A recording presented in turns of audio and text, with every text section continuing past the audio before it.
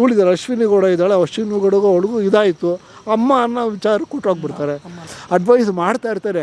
Advice ಮಾಡಿದಾಗ ಕೆಲವ್ರು ತಿದ್ಕೊಳ್ತಾರೆ, ಕೆಲವ್ರು ತಿದ್ಕೊಳಲ್ಲ. ಇದರಿಂದ ಏನಾಗ್ತಾ ಇರ್ತದೆ ಅಂದರೆ ನೋಡೋಕೆ ಒಂದೊಂದು ಸರಿ ಬೇಜಾರಾಗುತ್ತೆ. ಚೆನ್ನಾಗಿ ಕಾಣಲ್ಲ ಹಂಗೆ ಎರಡು ಒಟ್ಟಿಗೆ ಹಂಗೆ ಒಂದೇ ಕೈಲಿ ಇರಿ ಹಂಗೆ ನಾನು ವಿಜಯದೇವ್ ಅಂತ ನಾಗರಬಾವಿಲಿದ್ದೀನಿ. ಡೈಲಿ ಬಿಗ್ ಬಾಸ್ ಪ್ರೋಗ್ರಾಮ್ ನೋಡ್ತೀನಿ, ತುಂಬ ಚೆನ್ನಾಗಿ ಬರ್ತಾಯಿದೆ.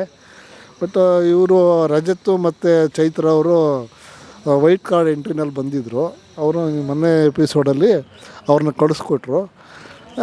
ನಾವು ಏನಪ್ಪ ಅಂತಂದರೆ ಮುಖ್ಯವಾಗಿ ನಾವು ಅಬ್ಸರ್ವ್ ಮಾಡಿರೋದು ಏನು ಅಂತಂದರೆ, ಬಿಗ್ ಬಾಸಲ್ಲಿ ಏನಪ್ಪ ಅಂತಂದರೆ ಆಗ್ತಾಯಿದೆ ಅಂತಂದರೆ ಅವರೆಲ್ಲ ರಫಾಗಿ ಮಾತಾಡ್ತಾರೆ, ಅದರಿಂದ ಜಗಳಗಳಾಗುತ್ತೆ. ಆಮೇಲೆ ಅವರು ಅದನ್ನು ಗ್ರಿಡ್ಜಾಗಿ ಇಟ್ಕೊಂಡಿರ್ತಾರೆ, ಹೇಳಲ್ಲ. ನಾಮಿನೇಷನ್ ಬಂದಾಗ ಅವ್ರ ಮೇಲೆ ಒಬ್ಬರು ಕಾಂಪಿಟೇಷನ್ ಆಗಿ ನಾಮಿನೇಷನ್ ಮಾಡ್ತಾರೆ. ಇಲ್ಲೇನಾಗುತ್ತೆ ಅಂದರೆ ಅವ್ರ ಮೈಂಡಲ್ಲಿ ಏನಿರುತ್ತೆ ಅಂದರೆ, ಇವ್ರು ಹೋದರೆ ನೆಕ್ಸ್ಟ್ ನಾನು ಸೀನಿಯಾರಿಟಿಗೆ ಹೋಗ್ತೀನಿ, ನಾನು 100 ದಿವಸ ಕಂಪ್ಲೀಟ್ ಮಾಡ್ತೀನಿ, ನನಗಿದೆಲ್ಲ ಜಾಸ್ತಿ ಸಿಗುತ್ತೆ ಅನ್ನೋ ಒಂದು ಒಪಿನಿಯನ್ ಇರುತ್ತೆ. ಆ ಒಪಿನಿಯನ್ ಯಾರೂ ತೋರಿಸ್ಕೊಳಲ್ಲ. ನ್ಯಾಚುರಲಾಗಿ ಆಡೋಕ್ಕೆ ಹೋದ್ರನ್ನ ಅವ್ರನ್ನೇನು ಮಾಡ್ತಾರೆ ಅಂದರೆ ಅವ್ರನ್ನ ಆಡೋಕ್ಕೂ ಬಿಡೋದಿಲ್ಲ. ಅವ್ರ ಮೇಲೆ ನೀವು ಹಿಂಗೆ ಸರಿಯಾಗಿ ಆಟ ಆಡೋಲ್ಲ, ಆ ಥರ ಈ ಥರ ಅಂತ ಅಂತಾರೆ. ಇಷ್ಟೆಲ್ಲ ಆದಮೇಲೆ ಕೆಲವು ಡ್ಯಾನ್ಸ್ ಪ್ರೋಗ್ರಾಮ್ಗಳು ಅವು ಇವು ಬಿಗ್ ಬಾಸ್ ಇದು ಮಾಡ್ತಾರೆ, ಅವೆಲ್ಲ ಚೆನ್ನಾಗಿ ನಡೆಸ್ಕೊಡ್ತಾರೆ. ಯಾವುದ್ರಲ್ಲಿ ನಮಗೆ ಜಾಸ್ತಿ ಇಷ್ಟ ಇರೋರು ಗಿಲ್ಲಿ ಬಂತು, ಕಾವ್ಯ, ಅಶ್ವಿನಿ ಗೌಡ ಗ್ಯಾರಂಟಿ ಬರೋಲ್ಲ ಅಂತ ಅಂದ್ಕೊಂಡಿದ್ದಾರೆ. But she is a very good. ಇದು ನನಗೆ ಹೇಳೋದಾರೆ ಅಶ್ವಿನಿ ಗೌಡ, ಗಿಲ್ಲಿ, ಆಮೇಲೆ ಕಾವ್ಯ, ಇವ್ರು 3 ಜನನೇ ಫಾರ್ಮ್ನಲ್ಲಿದ್ದಾರೆ ಅಂತ ನನ್ನ ಒಂದು ಅನಿಸಿಕೆ. ನಾನು ನೋಡ್ತೀವಿ. ಇಲ್ಲ, ಅದು ನಿಮ್ಮ ಸೀರಿಯಲ್ ನಡಿಬೇಕು ಅಂತಂದರೆ ಅವೆಲ್ಲ ಏನೂ ಇಲ್ಲ, ಸೈಲೆಂಟ್ ಆಗಿದ್ರೆ ಬಿಗ್ ಬಾಸ್ ಮನೆಗೆ ಯಾತಿಗೆ ಬರಬೇಕು? ಕರೆಕ್ಟಾ? ಅದನ್ನು ಕ್ರಿಯೇಟ್ ಮಾಡಿಸ್ತಾರೆ ಬಿಗ್ ಬಾಸು. ಈ ಟಾಸ್ಕ್ ಕೊಟ್ಟಾಗ ಏನು ಮಾಡ್ತಾರೆ, ಯಾವುದೋ ಒಂದು ಪಾಯಿಂಟ್ಗೆ ಹಾಕಿ ಅದನ್ನು ಅವ್ರನ್ನ ಇದು ರೈಸ್ ಮಾಡಿಸ್ತಾರೆ. ಆಮೇಲೆ ಇನ್ನೊಂದು ಬಿಗ್ ಬಾಸ್ ಅಬ್ಸರ್ವ್ ಮಾಡೋದೇನಪ್ಪ ಅಂತಂದರೆ, ಅವ್ರು ಎಷ್ಟು ಸಹನೆ ಇದೆ, ಎಷ್ಟು ಟೈಮಲ್ಲಿ ಯಾವ ಥರ ಬಿಹೇವ್ ಮಾಡ್ತಾರೆ, ಅದನ್ನು ಯಾಕೆ ಅತಿರೇಕಕ್ಕೆ ತೊಗೊಂಡೋಗ್ಬೇಕು, ಇದು ಎಲ್ಲ ಬಿಗ್ ಬಾಸನ್ನ ಅಂಥವನ್ನೆಲ್ಲ ಪಾಯಿಂಟ್ ಔಟ್ ಮಾಡ್ತಾ ಇರ್ತಾರೆ. ಅವನ್ನೆಲ್ಲ ವ್ಯಕ್ತಿತ್ವವನ್ನು ಪಾಯಿಂಟ್ ಔಟ್ ಮಾಡ್ತಾ ಇರ್ತಾರೆ. ನಾವು ಹೊರಗಡೆ ಅವ್ರಿಗೆ ಯಾವ ಥರ ಬಿಂಬಿಸ್ತಾ ಇದ್ದೀವಿ ಅನ್ನೋದನ್ನು ಹಾಗಾಗಿ ಸುದೀಪ್ ಸರ್ ಹೇಳ್ತಾ ಇರ್ತಾರೆ, ಈ ಥರ ಮಾಡ್ಕೋಬೇಕು, ಈ ಥರ ಇದು ಮಾಡಬೇಕು, ಈ ವಾರ ನೀವು ಮಾಡಿದ್ರಲ್ಲಿ ಜನಗಳಿಗೇನೋ ಒಂದು ಇದು ಸಿಕ್ಕಿಲ್ಲ, ಏನೋ ಬ್ಯಾಡ್ ಒಪಿನಿಯನ್ ಬರೋ ಥರ ನಡ್ಕೊಳ್ತಾ ಇದ್ದೀರಾ, ಇದನ್ನ ನೀವೆಲ್ಲ ತಿದ್ಕೋಬೇಕು. ಅಡ್ವೈಸ್ ಮಾಡ್ತಾ ಇರ್ತಾರೆ. ಅಡ್ವೈಸ್ ಮಾಡಿದಾಗ ಕೆಲವ್ರು ತಿದ್ಕೊಳ್ತಾರೆ, ಕೆಲವ್ರು ತಿದ್ಕೊಳಲ್ಲ. ಇದರಿಂದ ಏನಾಗ್ತಾ ಇರ್ತದೆ ಅಂದರೆ ನೋಡೋಕೆ ಒಂದೊಂದು ಸರಿ ಬೇಜಾರಾಗುತ್ತೆ. ಆಮೇಲೆ ಕೆಲವು ಟಾಸ್ಕ್ಗಳು ಇಲ್ಲಿ ಅವ್ರು ಏನು ಮಾಡ್ತಾಯಿದ್ರು, ಓವರಾಗಿ ಇದು ಮಾಡಿಬಿಡ್ತಾರೆ. ಫಾರ್ ಎಕ್ಸಾಂಪಲ್ಲು ಇವರು ರಜತ್ ಅವ್ರು ಏನು ಮಾಡ್ತಾರೆ, ಇವ್ರಿಗೆ ಅದು ಇವ್ರು ದುರ್ವಂತಕೋ ಯಾರಿಗೊಬ್ರಿಗೆ ಹಾಕಿ ಕುತ್ತಿ ಜೋರಾಗಿ ಇಟ್ಕೊಂಡ್ಬಿಡ್ತಾರೆ. ಆಮೇಲೆ ಇವನು ಯಾರು ಅವ್ರ ಹೆಸ್ರೇನಪ್ಪ, ಅವ್ರು ಇನ್ನೊಬ್ರನ್ನ ತಳ್ಳಿದಾಗ ಅವ್ರಿಗೆ ರಜತ್ಗೂ ಇಲ್ಲಿ ಗೇಟ್ ಆಗುತ್ತೆ ಅಂದರೆ ಸೂರಜ್ಗೆ. ಹಿಂಗೆ ಅವ್ರೇನಾಗುತ್ತೆ ಅಂತಂದರೆ ಅವರೊಬ್ಬರನ್ನು ತಳ್ಳಿದ್ರೆ ನನಗೆ ಇದಾಯಿತು ಅಂತ ಅವ್ರೇನು ತಲೆ ಕೆಡಿಸ್ಕೊಳಲ್ಲ, ಆಟಕ್ಕೆ ಬಂದಿದ್ದೀವಿ ಅಂತ ಇದು ಮಾಡ್ತಾಯಿದ್ದಾರೆ. ಸೂರಜ್ ಗಿಲ್ಲಿ ಅವ್ರ ಕಾಮಿಡಿ ಏನಪ್ಪ ಅಂದರೆ, ಇವನು is a very intelligent man. ಅವನು ಗೊತ್ತಾಯ್ತಾ, ಯಾವ ಟೈಮಲ್ಲಿ ಏನು ಮಾತಾಡಬೇಕು, ಯಾವ ಥರ ಮಾತಾಡಬೇಕು ಅನ್ನೋದು ಅವನಿಗೆ ಚೆನ್ನಾಗಿ ಗೊತ್ತಿದೆ. ಅರ್ಥ ಆಯ್ತಾ? ಅದರಿಂದ ಏನಾಗುತ್ತೆ, ಗಿಲ್ಲಿ ಸ್ವಲ್ಪ ಅವನು ಮುಂದೆ ಇದ್ದಾನೆ ಅಂತಲೇ ನಾನು ಹೇಳ್ತೀನಿ. ಬಿಗ್ ಬಾಸ್ ಮನೆಯಲ್ಲಿ ಗಿಲ್ಲಿಗೆ ಟಕ್ಕರ್ ಕೊಡೋಕೆ ಯಾರೂ ಇಲ್ಲ. ಯಾರಿಗೆ? ಇಲ್ಲ ಟಕ್ಕರ್ ಕೊಡೋರು ಇದ್ದಾರೆ. ಏನು ಅಂದರೆ ಬಿಗ್ ಬಾಸು ಅವ್ನಿಗೆ ಟಕ್ಕರ್ ಕೊಟ್ಟು ರೇಗ್ಸೋ ಅಂಥ ಸಿಚುವೇಶನ್ನೇ ಕ್ರಿಯೇಟ್ ಮಾಡಿಬಿಟ್ಬಿಟ್ಟಿದ್ದಾರೆ. ಈಗ ಒಳಗಡೆ ಇದು ರೂಮ್ ಇದೆಯಲ್ಲ, ಯಾವ್ದು ಹೇಳಿ, ಸೀಕ್ರೆಟ್ ರೂಮ್ ಅಲ್ಲ, ಇನ್ನೊಂದು ಅವ್ರ ಹತ್ರ ಬಿಗ್ ಬಾಸ್ ಅವ್ರ ಹತ್ರ ಸಪ್ರೇಟಾಗಿ ಮಾತಾಡ್ತಾರಲ್ಲ, ಕನ್ಫ್ಯೂಷನ್ ರೂಮ್. ಅಲ್ಲೇನಾಗುತ್ತೆ ಅಂದರೆ ಅಲ್ಲೇ ಇದನ್ನೇ ಅವರು ಇದು ಮಾಡೋದು. ಅರ್ಥ ಆಯ್ತಾ? ಈ ಥರ ಎಲ್ಲ ಮಾಡ್ತಾ ಇರ್ತಾರೆ. ಇದೆಲ್ಲ ಮಾಡಿದ್ಮೇಲೆ ನನಗಂತೂ ಇವುಗಳಿದ್ದಲ್ಲಿ ರಕ್ಷಿತಾ ಅಂತೂ ಗ್ಯಾರಂಟಿ ಅವಳು ಹೋಗ್ತಾಳೆ ಅಂತಲೇ ನಾನು ಹೇಳೋಕ್ಕಲ್ಲ. ಏನು ಅಂದರೆ ಅವಳು ಒಂದು ಏನಪ್ಪ ರಕ್ಷಿತಾ ಅಂದರೆ, ಅವಳು ಕರೆಕ್ಟಾಗಿ ಮಾತಾಡ್ತಾಳೆ ಏನು ತಪ್ಪಿಲ್ಲ. ಬಟ್ ಅದು ಏನಾಗುತ್ತೆ ಅಂತಂದರೆ ವೈರಲ್ ಆಗಿ ಅದು ಹೆಂಗೆಂಗೋ ತಿರುಗ್ಕೊಡ್ತದೆ.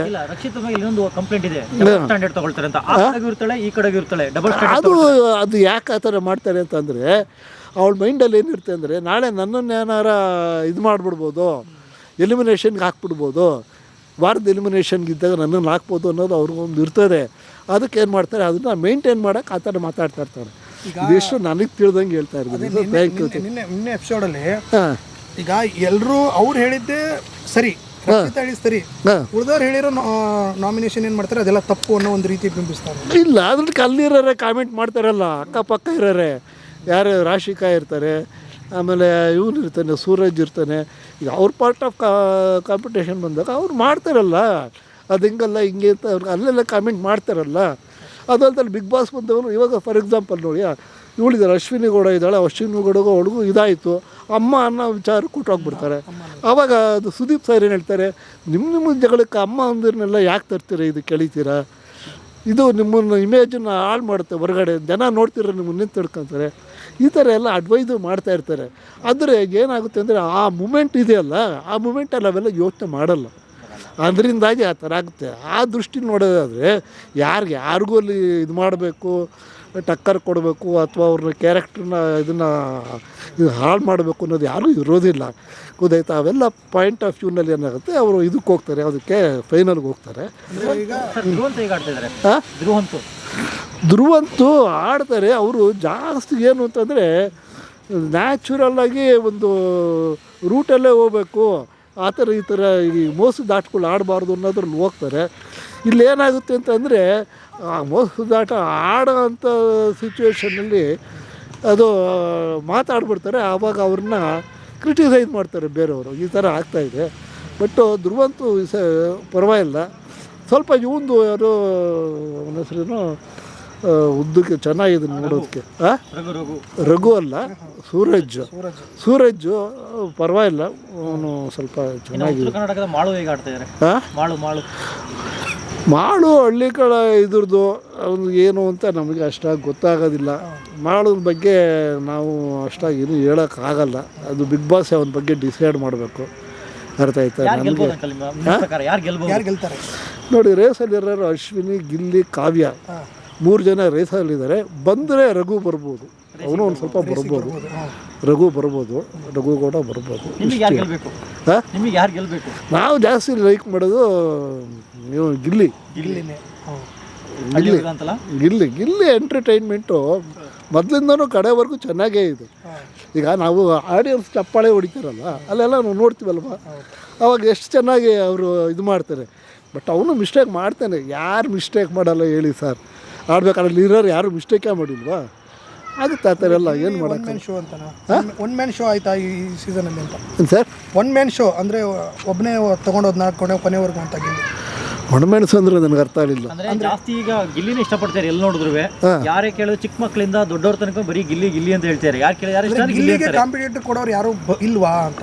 ಯಾರು ಗಿಲ್ಲಿ ಕಾಂಪಿಟೇಟರ್ ಕೊಡೋರಾ? ಕಾಂಪಿಟೇಟರ್ ಕೊಡೋರನ್ನ ಅವನ್ನೆಲ್ಲ ಗೆಲ್ಲೋ ರೇಂಜಿಗೆ ಅಲ್ಲ, ಆ ಥರ ಅಲ್ಲ. ಬಿಗ್ ಬಾಸ್ ಏನಾಗುತ್ತೆ, ಪ್ರತಿಯೊಂದು ಇದರಲ್ಲೂ ಕೆಲವು ಮಾರ್ಕ್ಸ್ ಕೊಟ್ಕೊಳ್ತಾ ಹೋಗ್ತಾ ಇರ್ತಾರೆ. ಅದು ಗೊತ್ತಿರೋಲ್ಲ ಯಾರಿಗೂ. ಆ ಮಾರ್ಕ್ಸ್ ರೇಂಜಲ್ಲಿ ಯಾರಿಗೆ ಬರ್ತಾರೆ ಅವ್ರನ್ನ ಅಷ್ಟು ಜನನ ಸೆಲೆಕ್ಟ್ ಮಾಡಿ ಫೈನಲ್ಲಿಗೆ ಬಿಟ್ಕೊಳ್ತಾರೆ. ಆ ಥರ ಅದು. ಅರ್ಥ ಆಯ್ತಾ? Okay, thank you. ನನ್ನ ಹೆಸರು